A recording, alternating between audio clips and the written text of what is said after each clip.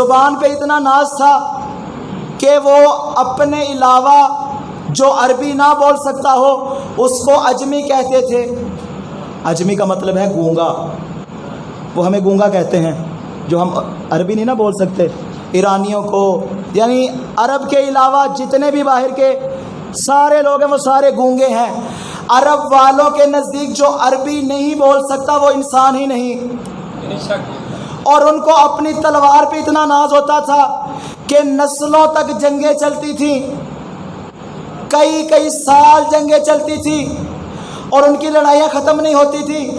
ان کو اپنی زبان پہ بھی ناز تھا, اپنی تلوار پہ بھی ناز تھا. زبان پہ بھی ناز تھا, تلوار پہ بھی ناز تھا.